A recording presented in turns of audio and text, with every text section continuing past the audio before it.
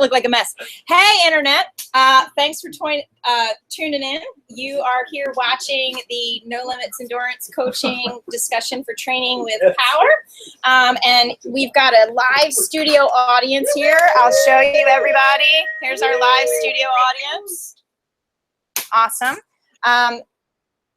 You're only going to see us, though, for a quick second because I do have a fancy schmancy PowerPoint. So I'm going to get that started, and we'll get underway here.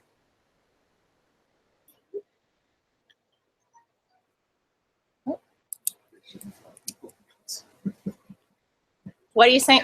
They're making fun of me. My studio audience is totally making fun of me. They're making fun of us. Oh, okay. That's why I shouldn't invite people like us. All right. Can I handle this? I think I can now. All right. Okay. So thanks, everybody, for coming, my live studio audience, as well as everyone tuning in at into the webinar. A few things that we're going to talk about today with respect to power. I'm going to start with the basics. Before we even talk about power, I'm going to talk a little bit about metrics, right? Because this is really all about how can you use the available metrics to improve your performance, both in training, but then also when race day comes around, right? What are the things you can do on race day to ensure that you're having the best day possible? Then we're going to talk about what power is, right? Because I want to make sure, because I know not everyone here uses power, and I'm sure everyone listening on the internet might not use power. So, and even if you use power, you still might not really know what it means and what it is. So we'll talk about that, talk a little bit about training with power, some basics of analyzing power files. They're still making fun of me, internet audience, just so you know. And then we'll talk about how you can translate some of this into racing with power as well. Okay, so metrics. Here's some basic metrics. Everybody in this room at least uses heart rate and rate of perceived exertion, right? So these are things that you should be tuning into when you're training and racing. So heart rate and rate of perceived exertion are what we would consider input metrics, meaning it's what you're putting into the effort, right? And when you get your heart rate, it's giving you an idea of what that's costing you, right? Same with rate of perceived exertion. It's giving you a sense of what that effort is costing you. On the other hand, we have output metrics, and these would be power and then your speed or your pace, right? And so output metrics, when balanced with input metrics, give us a very good idea of how the body is handling an effort on any given day, right? So if you've trained in the heat, as I know all of you have recently, right, you might notice, wow, I'm holding the power I normally hold for a long ride, but my heart rate is through the roof. So that heart rate is telling you that the cost of that same power is higher, likely because of the heat, right? And so when you put these metrics together, you've got a really powerful set of tools to tell you like what your best effort can be for any given training day, for any given race day. Today, though, we're going to talk primarily about power, but I am going to sort of pull in the other metrics where they make sense. I think it's important to note that power is the most reliable metric, most objective metric you can use. Power is power no matter what. 200 watts is 200 watts is 200 watts, and it will always be 200 watts, right? Heart rate is a little bit variable. Again, let's go back to that hot day. Heart rate is going to react differently. Heart rate is also going to react differently on hilly courses, right? John and I know this pretty well, right? So we did Lake Placid twice without power meters. I did it again with a power meter, and it's amazing how much the heart rate lags behind the power. So you could be, so let's say your cap for climbing is, just to use an even number, 200 watts again. You could be upwards of 350, 400 watts, legit, if you're a strong enough dude, before your heart rate even tells you that you are way in trouble, right? So this is something that can be really valuable to see that. So power, we like to say, is definitely one of the more reliable, most objective way to sort of measure your output. Then speed. 20 miles up a 7% grade hill is a lot different than 20 miles an hour down a 7% grade hill. You're hitting the brakes in one case, and you're out of the saddle breathing hard in another case, right? So again, speed is not always going to be your most reliable indicator. For us here in South Jersey, hills aren't relevant, but wind sure is, right? So we know that the difference in effort to go 20 miles an hour into the wind versus with the wind. One time you're just kind of sitting there going for a ride, the other time you're really working hard. So what is power then, right? So power is your torque times your cadence. Said differently, how hard you are pedaling times how fast you are pedaling. So that means there are 3 ways to get more speed or more power, right? You can pedal harder, you can pedal faster, or you can pedal harder and faster, like during your FTP test. These are different ways that you can kind of get into these different things. Watts, or power is primarily measured in watts, which is an absolute value. But if you want to compare yourself to others, really the most reliable way to do that is watts per kilogram. I'm 127 pounds. If I push 200 watts, that's really different than John, who's 170 pounds, pushing 200 watts. One of us is having a recovery ride, and one of us is damn near FTP, right? So kind of, what's that? I gave you, yeah, I'm giving us Ironman weight. I didn't say where we are today. I did say, well, you know, hey, in our minds, we are always at race weight. Yeah. In our minds, always at race weight. I took 4 weeks off after Vermont 100. As I said, I'm soft and chubby right now. And I'm definitely not at race weight. But anyway, okay, so that's power. So training with power. So I've said the words FTP, or the acronym FTP, a few times right now. What do I mean by that? FTP stands for functional threshold power. And what that basically is an estimation of the maximal power you can hold for 1 hour. Now, 1 hour, as hard as you can go on the trainer, sounds dismal. That's why nobody does that. That's why most people will do a series of 8-minute tests, 20-minute tests, 30-minute tests. Which one you pick really kind of depends on your experience as an athlete, what you are capable of doing, and also sort of like what your limiters are, right? So some of you guys already know this, right? I've talked to you, but you know, some of you that I coach, you get the 20-minute test, right? Some of you get the 30-minute test, and there's a reason for that. It's not because I like to just reward some of you with that extra 10 minutes of love. It's it's primarily because of the kind of athlete you are. Like, so if I have an athlete that's a really strong sprinter and they can hold a 5-minute effort and blow their brains out, but if I take that 5-minute effort and I go to 10 minutes and there's a huge drop off, I want to see 30 minutes for that athlete, because that's going to get me a better estimation of that hour. Now, if somebody goes out and does like a 40K time trial, you can use that, but you have to sometimes be careful in a racing simulation whether or not that 40K time trial is realistic of maximal power, or whether it's, like, in some cases maybe a little bit more that can be estimated. But you know, you can use that with other things. But hey, whatever test you use, you want to get that FTP. This is a whole nother presentation, I think, talking about how to get your FTP. But you can think about that FTP. Runners in the group, you can think about this as sort of like your 5K pace in some ways. You can think about it as a threshold or T pace for swimming. So it's akin to that kind of thing. It's like your baseline. And once you have that, you identify your zones.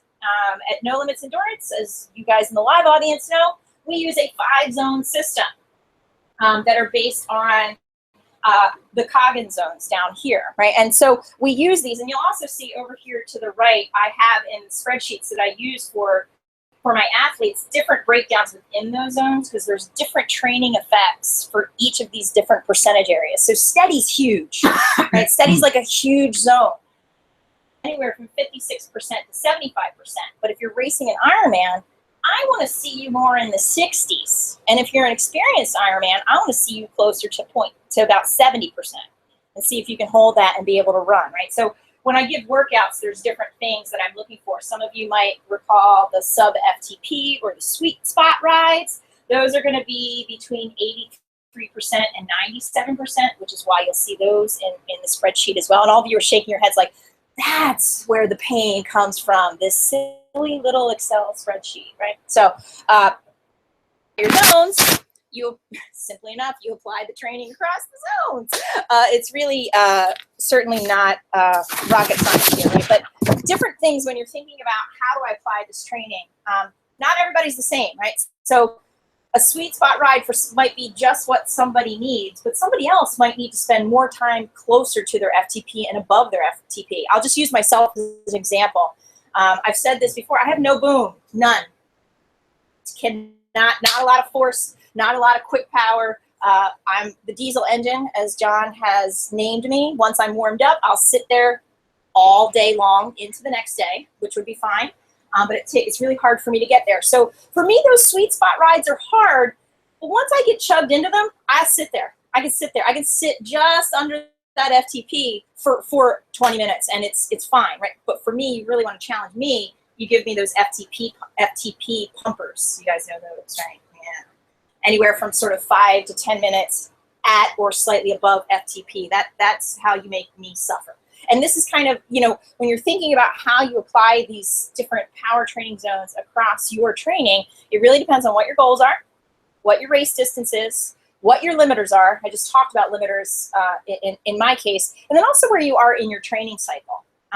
If you're 8 to 12 weeks out from an Ironman, you're not necessarily doing a bunch of FTP pumpers, but you should be probably doing some sweet spot stuff. You should be doing some long, steady rides between 65 and 70% of your FTP, so you're getting that sort of race-specific endurance.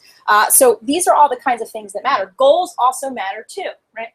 What do you want to do? Are you trying to finish your first Ironman? Or are you trying to get on the podium? Win a sprint race? Are you trying to win an Olympic? Are you trying to win a half? Are you, what are you trying to do? Are you trying to finish your first half? These are all different kinds of goals that impact how you apply the different zones across your training. But the cool thing about this is Power helps you dial it in. If you know you've got to work on your boom, Power makes sure you work on your boom.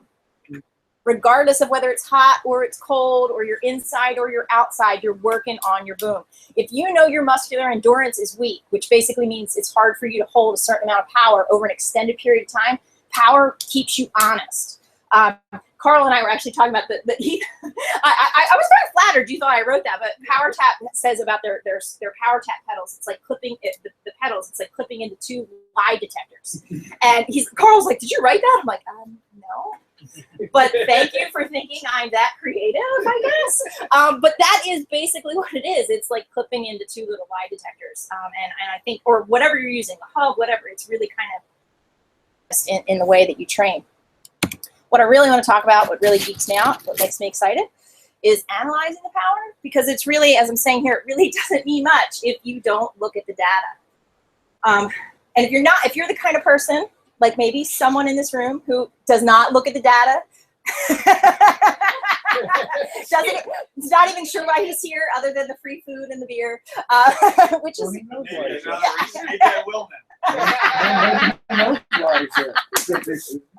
yeah. So the real reason we use Power, well, not the real reason, I mean, there's lots of reasons, but one of the really useful things to using Power is analyzing these files when you're done and seeing where you are as an athlete and where you're headed. So I was just saying this to some of you before we got started here.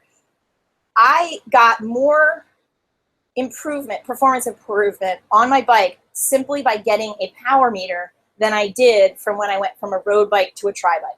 And this is a common discussion people have, right? Should I get a tri-bike? Should I get a power meter? For me, I got the power meter before I got the tri-bike, and I shaved almost an hour off of my Ironman bike on the same exact road bike. And it's not because I wasn't working hard before. I was just working haphazardly before. I was not going out and keeping myself honest with the effort. And the power meter really kept me honest, forced me to work at levels that I might not have done otherwise. And I think it really improved who I was as a cyclist. Secondly, it also showed what an inefficient cyclist I was. I coasted a lot. Like, I mean, just like, what was I doing? Just like, we don't even have hills here. How was I coasting as much as I was coasting? That's one thing you're not always going to see with heart rate, right? You might see like a little drop, but it's not going to be the same as going from, let's just say, 150 watts to 0 watts or to 20 watts. You're like, whoa, I'm doing a whole lot of nothing. And so that kind of really was useful for me. So those are kinds of things that the power meter can do. And then I know some of you already get the emails from me, like, hey, look, check this out. What's going on here? Did you see this? Or, hey, that's really good. This is an improvement. And so the basic kind of data points, which most of you know here, but we'll go through them. Training stress score, heart rate too, right? Some of these data points are not purely just for power. Some of them are, overall. You could get a training stress score with heart rate as well. But the training stress score is just that sort of overall estimation of the load that session puts on your body. You also get a sense of how all those different sessions match together, put a load on you for that week. And so when you talk about build weeks, right, you might have 2 or 3 weeks in a row that are hard, high TSS. But then you've got that third or fourth one where you drop it out and you recover, right? So training stress score is one of those ways that we can make sure that a workout is hard enough, that you've applied the correct effort, and also making sure that it's easy enough, right? You're recovering enough. And TSS is one way that we do that. Intensity factor is a percentage of your FTP, right? So typically using normalized power, which we'll get to in just a second, but it's how intense the effort was. When you see them in like in Training Peaks or in WKO, it's like a 0.7 number. It's really just a percentage. So 0.7, it's 70%, right? So to keep it simple, it's just really that chart that I showed you back here, right? It is here if you just put a point from they're ifs, right? That's really kind of the easiest way to think about that. And then there's average and normalized power. So average power, simple enough. It's just whatever your average power was at the end of the ride, or at the end of the interval, or the end of the set, or whatever it is that you're doing. Normalized power is an average, but it's without all of this, it's without all the outliers. So all of those drops. So it's an estimation of what your effort would be without the zeros and without the big spikes. It kind of flattens it out a little bit. Does that make sense?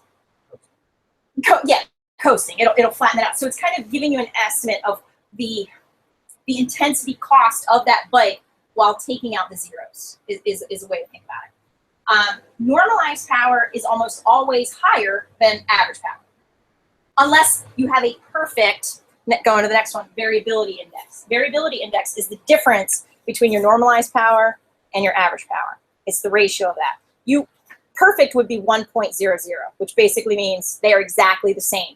Most people achieve that on the trainer only. Why? Because there's red lights, and there's stop signs, and there's cars, and there's things that happen in the world that require you to slow down or coast or whatever. So on outside riding, on flat courses, we like to see that variability index 1.05 or less. On hillier courses, we like, everyone's like, la la, what? No, I'm always there. Now, this doesn't necessarily count. If you've got intervals in your ride, you only look at the intervals. Because if you're doing hard sets, rest sets, that variability index is going to be off. So just look at the intervals in those cases. But if you're just doing a steady state ride, you're kind of looking at that across. For hillier courses, we like to see that VI 1.1 or less. That's hard to do. It indicates a very steady, consistent ride. But the research, and this does not apply to straight cyclists. So you guys in here are all triathletes, but internet world listening to this, cyclists in the group, ignore what I just said. Triathletes, keep listening, right? So the research is pretty clear that triathlon that keep that variability index steady, consistent, under those ranges, have the best runs. That's what it's about. It's not about the best bike. It's cycling, right?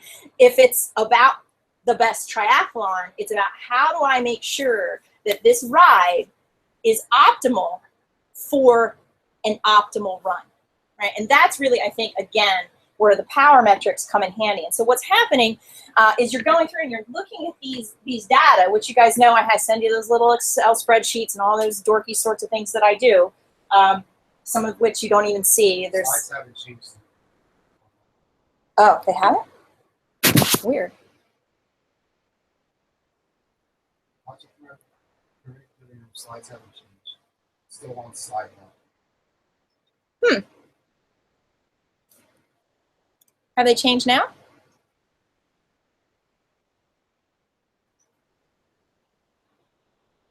Technical difficulties.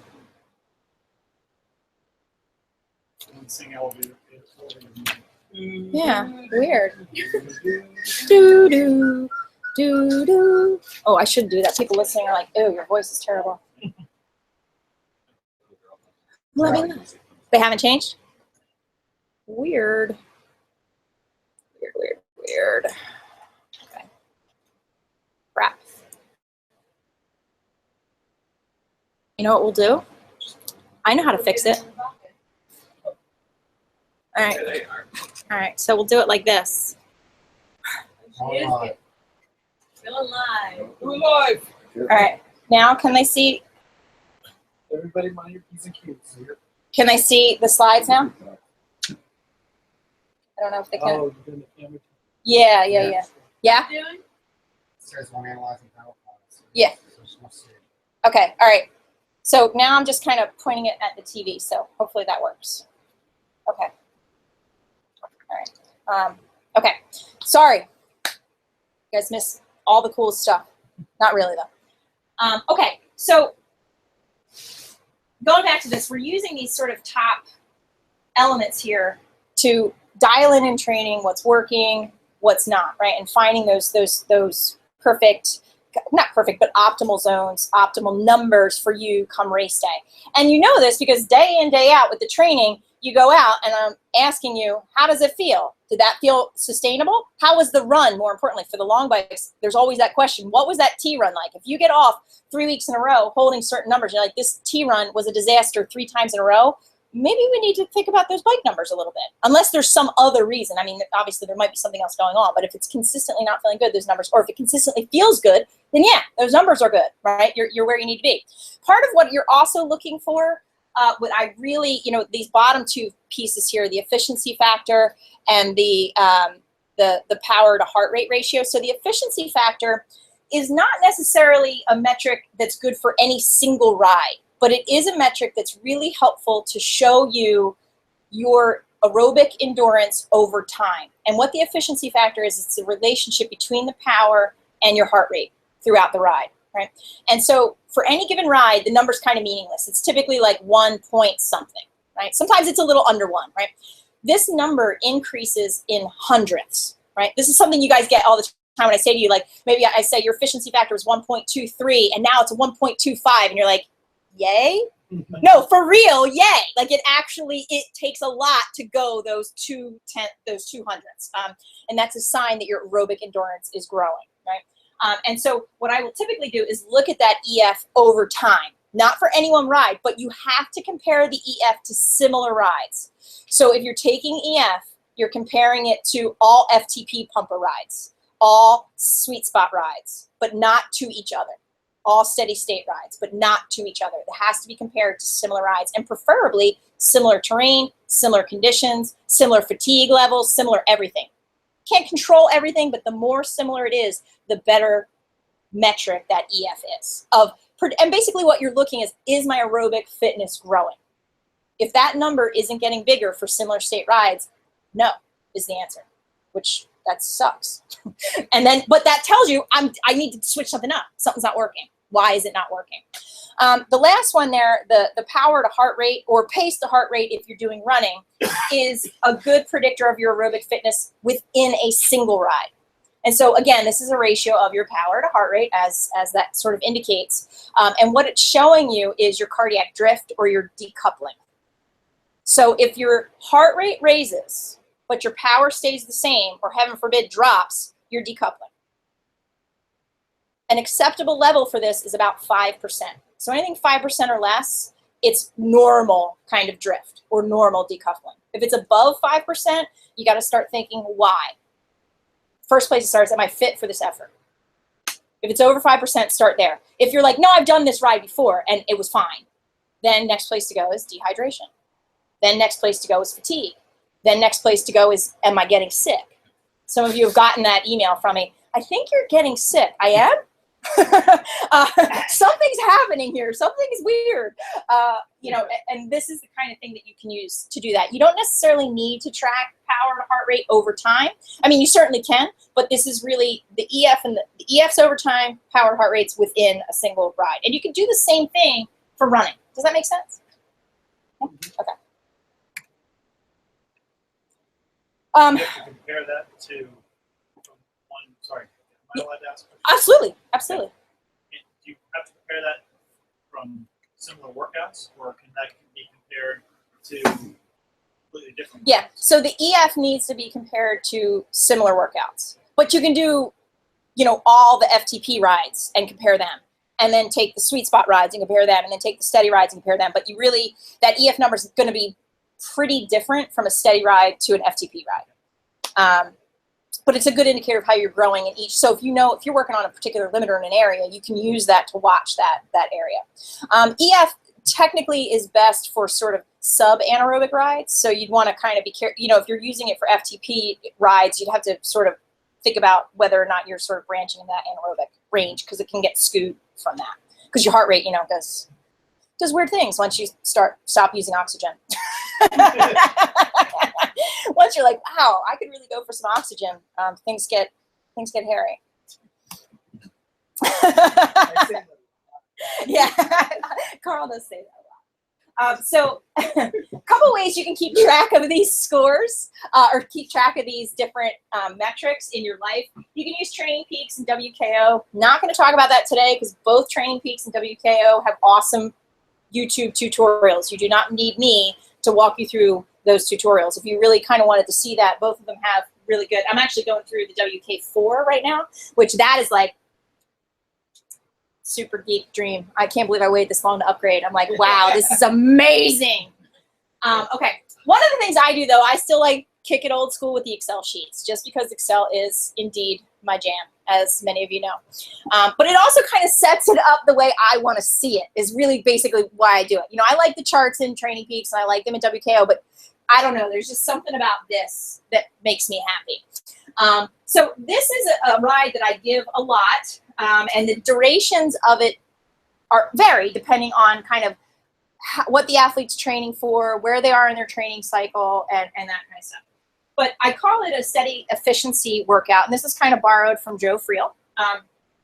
And he recommends taking a prescribed length of time, like 45 minutes, 60 minutes, whatever.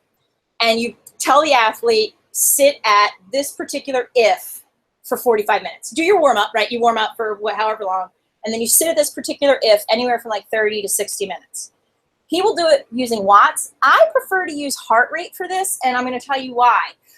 It sort of tells me when I need to retest.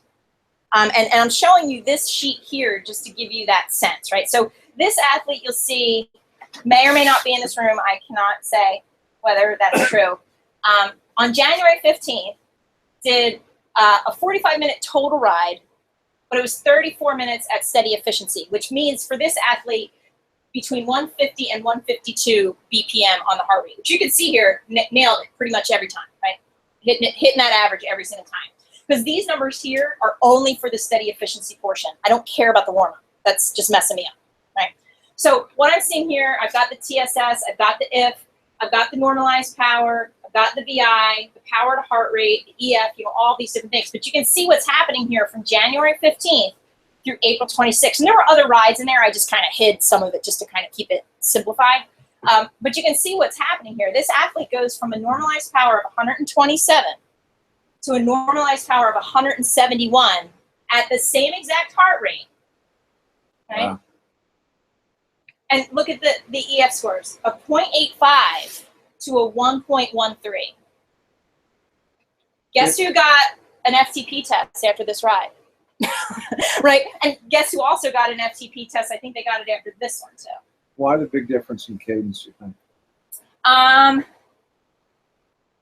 Well, I'd say in this case they were probably digging a little bit for some power and went with a lighter cadence, or went with a lower cadence. Ideally, I would prefer to see them all the same, 85 to 95. That ride could have maybe been outdoors too, sometime, you know, depending on kind of what's going on there. In this case, it wasn't. I know it was on the trainer. I think I probably did make a note that the cadence was too low, but we did an FTP test anyway. Does that make sense though?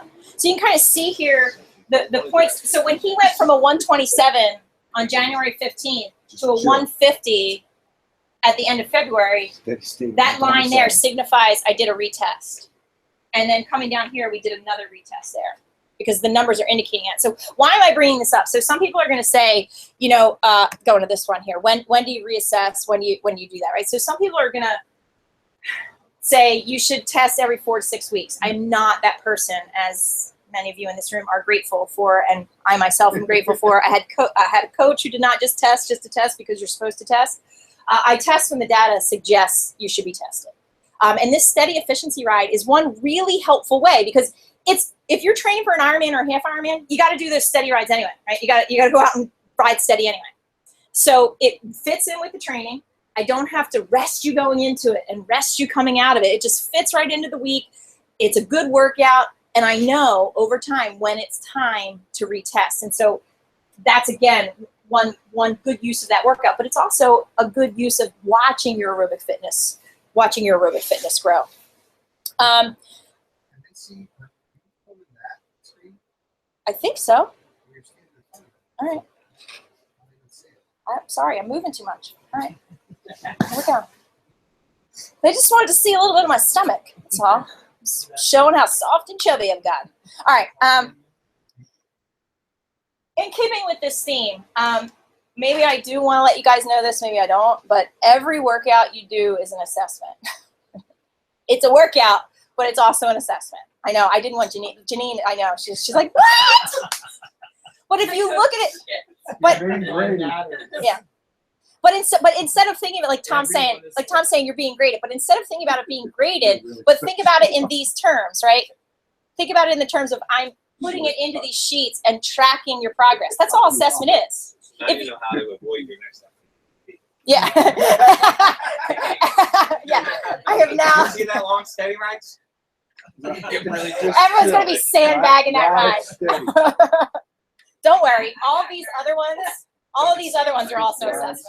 Yeah. All good. Sick. Oh, it's funny. It's sick. Where this heart rate going? Yeah. Put it on the dog. What's going on? It's chasing the- 220. Yeah. it's chasing the chick. So just giving you an example here of some of the ways you can do that. But, you know, I don't say it's an assessment to be a scary thing, but for those of you listening, if you're self-coaching, you need to be paying attention to what's happening in every workout, with the exclusion, I'd say, of recovery rides. Don't make a recovery ride about winning, right, Zach? You don't win every workout, you know. But Yes, I do. yes, I do. I do too. I do too. You're a winner. You're a winner. I can feel it. But these are some different ways that you can assess without the pressure of doing an FTP test, which I think creates even more pressure. I don't know about you guys, but when I see, you know, when Vince was coaching me and I saw the test in there and I knew what they were, he called them all sorts of things thinking I wouldn't notice. I know what 20 minutes balls out means. It means it's a test, right? And it's like panic.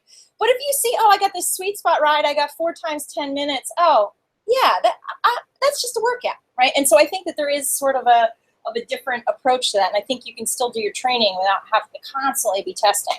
Of course, when it's time to test, it's time to test. You know, because if the numbers are wrong, then so is your training, right? Because remember, the training is across the zones. So if the FTP is wrong, then all the training's wrong too. All right. Questions, comments? So this is we're moving to the ta-da now. This is the big ta-da. Everyone ready? So as that last chart in terms of increases over time, Yeah. your power is going up over time, presumably because you're being more efficient Yep. and you're Getting stronger. better Your fit. fitness Yeah. level's going up. Yep. But weight, watts to kilograms should track that power. Yeah. Well, Okay. So this both should Yeah. either be going up or going down or Correct. leveling or whatever. correct. This athlete is also actively losing weight. So the watts per kilogram are sort of going to be are way higher by the end there than they might have been if there was 170 at the top because of the weight loss. Right. But that's even more impressive, right? Yeah. That as the athlete loses weight, the power is continuing to go up. So you know the training is working. Like that's really what this is about, right? Is the training working? I don't care about me. Can they see the PowerPoint? Okay. Well, I didn't want to say it. John can. can they see the PowerPoint? That's all I care about. There. Look, this is a professional production that we're doing here. All right. Live studio audience. Okay. Yeah. So Eric's question was, as the the power goes up, as the heart rate stays the same, the watt per kilogram should track that as well. And my response to that was yes. And indeed, in this case, the watts per kilogram are really inflated because this athlete was also in the process of actively losing weight as well, which makes, again, the power gains that much more impressive. Okay. Racing with power. Okay. So you've got all this. You've been training with power. You've got your zones. Your EF is rising. You're doing awesome. You're like, I am going to rock this Ironman. I'm going to rock this sprint. I'm going to rock this race, whatever it is that you're doing. When you're thinking about using power to help gear your pacing, a couple things. You have to consider the duration of the race and the demands of the race. The power that you try to hit for an Ironman is obviously going to be different than an Olympic. Well, it should be. I mean, maybe not obviously. Should Carl. That could be the job. Kaboom! right. Even within that, though, your experience level totally matters. First time Ironman probably shouldn't be trying to shoot for like a 0.71 to 0.75 if. But the pros will be well above that. The pros might be as high as 0.8 on the bike, right? So there's a different experience level there. And some of the elite age groupers would be much closer to that 0.75, maybe even 0.78 in terms of their if, right? Depends on how strong of a cyclist they are, how strong of a runner they are, what their experience level is. So these are the kinds of different things that you need to consider as you're dialing in where you want your power to be for the race. So obviously the key metrics here for racing with power is your normalized and your average. For hilly courses, you definitely want to pay attention to your normalized power as well as your average power, right? To make sure that you're in target. You want to pay attention to your if. Again, there's different ways to think about what, and all if is, again, remember, percentage of your FTP.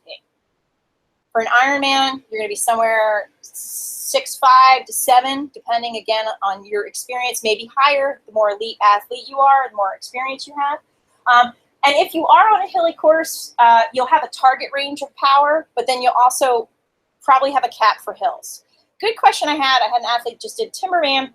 He asked me, so do I sit at that cap for the whole hill? No, it's a cap, not a hill target, right? Although it's a good question, right? So should I be at that higher level? And we like to say the cap for the hill is about 20% above what your target range is. Because you figure you're not going to actually, on some aggressive downhills, you're not going to really be able to be in your target range either. So it actually does, believe it or not, even out by the time you get to the end of the race, that your target range, you should be in that with your normalized power. But for that cap for hills is meant for those hills where it's either I hit that cap or I fall over, right? And there are some hills and races that are like that. Or if you're aggressively racing and you've got some goals and you feel like you can burn a little bit of a match, you can do that. But every time you're hitting things above these caps and above this target range, it is a match that you're burning on your body. And if you're just cycling, that's fine. But if you're going to get off the bike and run, it's not fine. And so that's what we do it. Now, this whole time I've been talking mostly about power and then a little bit about heart rate as it reflects in here. But when you race, you cannot ignore your heart rate and your rate of perceived exertion.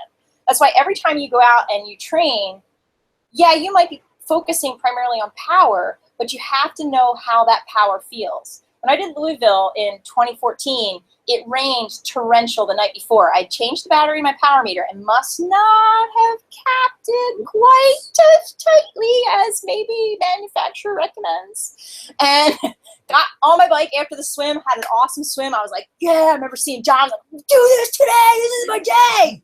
Get on the bike, 0. I'm like, wait, what? 0? Zero is not the number I was looking for. 0 is a terrible number. 0 is a terrible number. So I had to use mostly heart rate and rate of perceived exertion for the majority of that ride. I say majority because about halfway through, I guess maybe I had just kind of wrung some of the water out of the power meter because it came back on. But I was afraid to trust those numbers because I didn't know, what the rain had done to it. So, if that happens to you on race day, it is a sad, very sad day for sure. But you need to know what 150 watts feels like so that come race day, you can work on that. And then, of course, you want to use heart rate, too, because I talked to you earlier. Remember, 150 watts, 200 watts on a hot day is not the same as a 60-degree day. So your heart rate's going to tell you how your body's responding to that. When I used to work with Vince, he would always say that he would bring his watts down about 10 to 20 in Kona because of the heat. And for him, being from California, primarily the humidity. For us here in New Jersey, humidity is our thing. So we yeah. Here's another chart. I can send this to you guys. It's kind of small to see, but it comes from Training Peaks. The name of the article is How to Cheat Using a Power Meter. You're not actually cheating, but this chart basically, so these numbers in the middle here are TSS scores. And then above the top, you've got your if score, and along the side is your projected bike score. So if you're projecting a 4.5-hour bike, which we all in here, Where's the 415? well, 4:15, I'll have to make that for you, Zach. Sorry. Yeah. So Just visualize.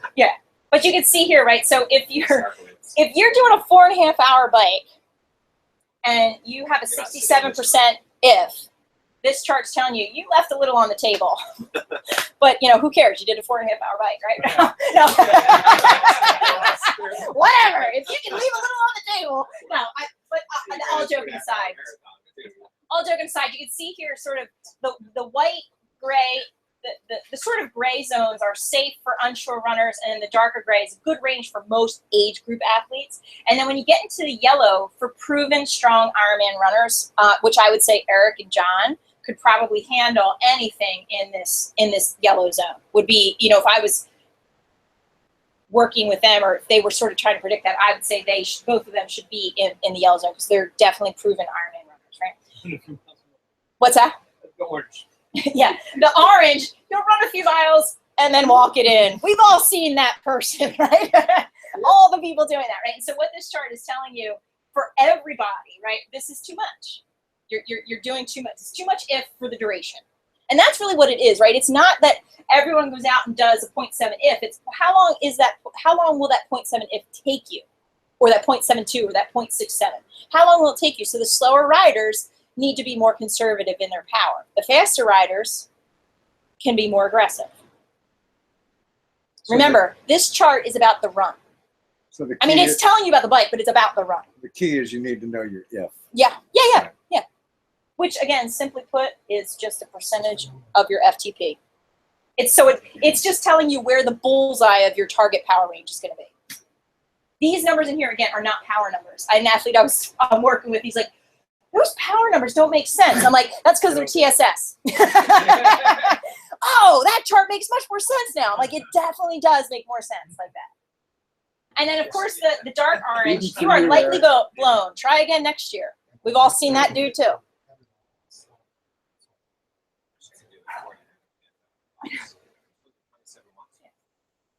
So, I'm sorry. Yeah, questions. When do you That's it for me. develop your TSS? Is it the weeks before or? Training stress score is just a measure of how hard the effort was. So you would look at this after your race. Well, no, you could estimate if it's going to take you 6.5 hours.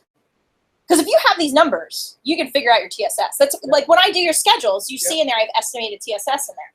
Okay. So, man, bike's going to take you 6.5 hours. You want to be 0.67 or less for that, right?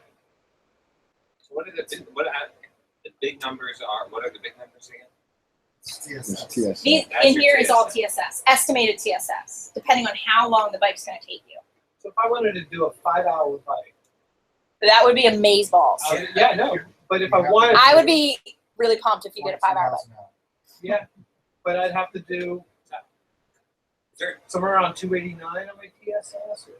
Well, forget the TSS, do the if, right? So if you're going to do a 5-hour bike, right, and you don't want to leave any on the And not table, so you don't blow want up. these. You want to be somewhere around 0.71 for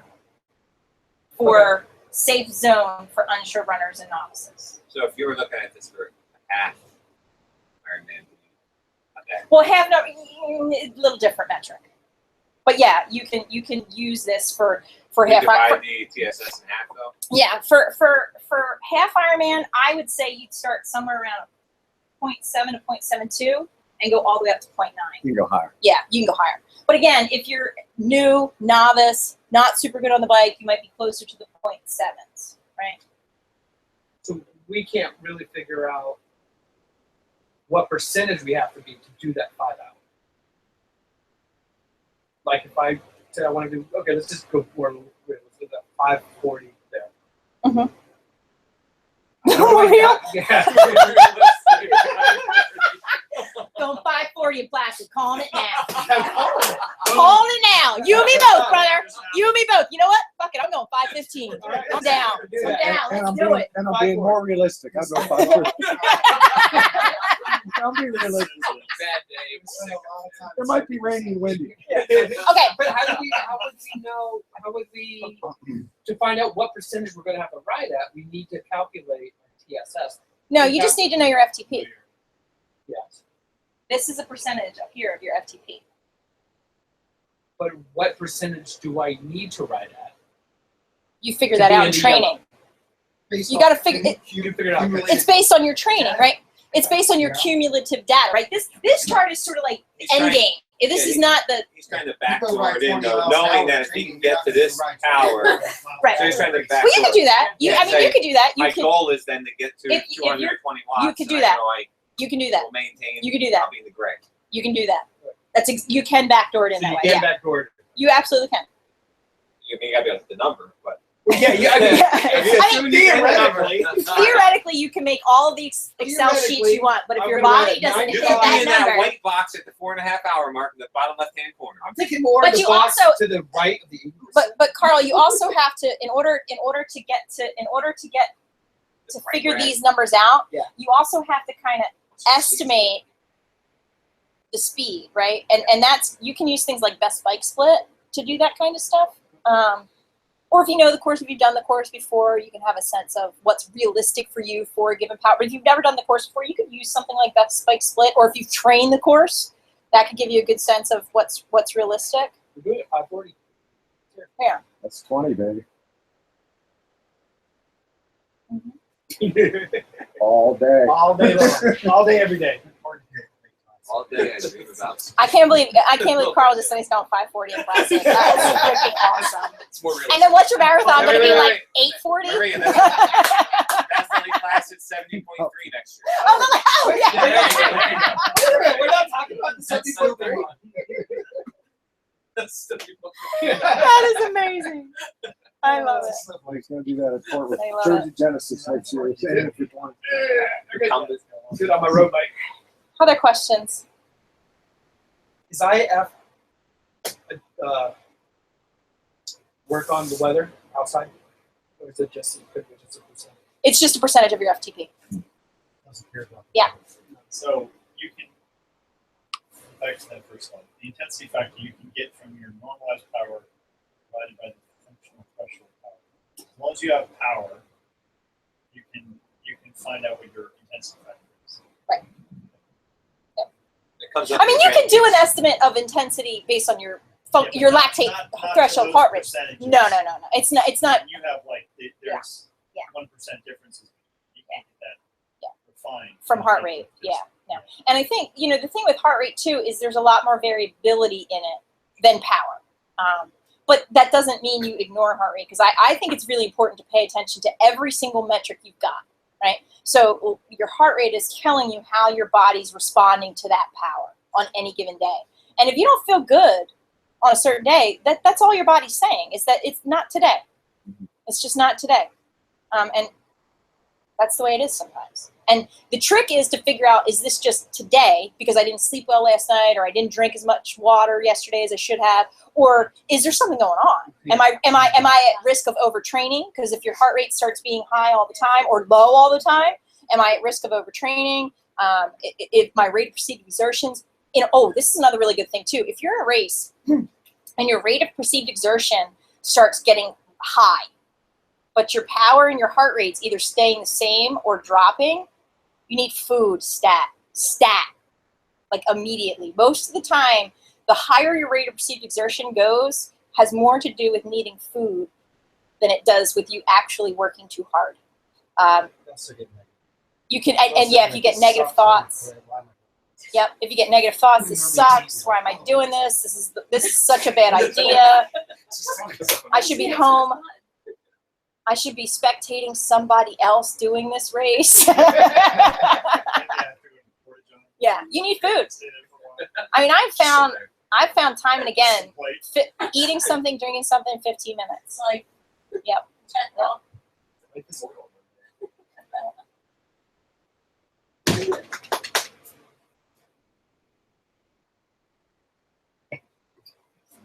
and that's it. But that kind of goes with that, right? Thank you. Thank you, Internet. Sorry that we had technical difficulties, but, you know, it was free. Deal with it. You can send in checks if you want. Yeah, you can send checks if you want. But thank you for tuning in, and we're going to go and eat the food now. And see And you you're later. not. And you're not. Okay, bye, everybody. Bye.